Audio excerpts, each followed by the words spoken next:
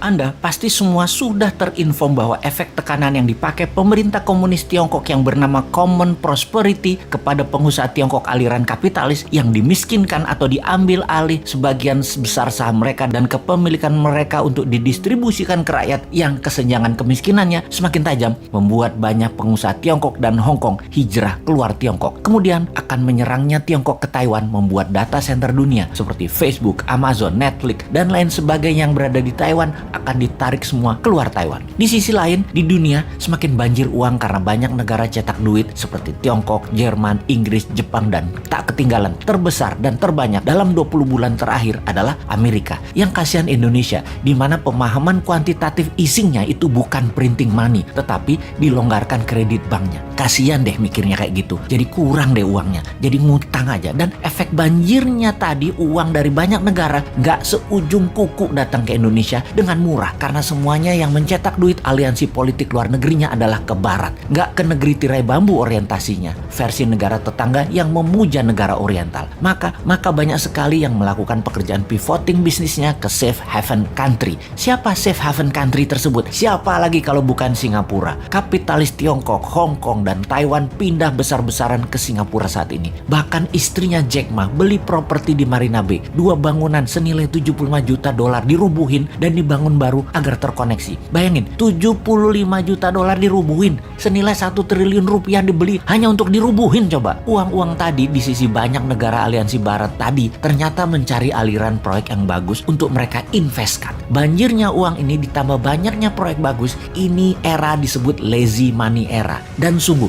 saat inilah lazy money era tersebut. Kalau sahabat punya perusahaan yang sifatnya disruptor, scalability-nya besar dan jangka panjang ke depannya, uang di lazy money pasti akan ke Anda. Uang di lazy money pasti akan ke Anda tanpa Anda yang cari. Anda cukup jadi cantik dan stand out, pasti dilirik. Tak usah genit-genit mepet-mepet murahan, cari-cari pengusaha di bar. Cukup datang ke acara resmi, formal, dan terlihat stand out. Pasti Anda yang dipepet. Oke, kita bukan hanya mau bicara tentang bisnis, namun strategi bernegara dalam 3 tahun ke depan. Tahun 2024 itu Amerika Pilpres. Kalau di sini walau-walam, kalau masih mau menjabat, bisa di amendement itu undang-undang, ya bisa ditambah 3 tahun. Ya bisa juga, atau 3 kali masa jabatan Pilpres dengan calon tunggal yang incumbent saat ini. Ya bisa juga, atur Jongana punya proyek itu. Amerika tetap Pilpres. Trump dan Partai Republik tetap ngotot, dan Demokrat semuanya lucunya kemungkinan besar adalah calonnya wanita semua. Dari Demokrat, Nancy Pelosi, Hillary Clinton, Kamala Harris, Nikki Haley, dan agar selalu sontoloyo seperti analisa ngawur beberapa tahun yang lalu, Trump mau menjadikan Ivanka. Maka jangan-jangan dari sisi Republik yang dicalonkan adalah Ivanka Trump, jadi cewek ketemu cewek.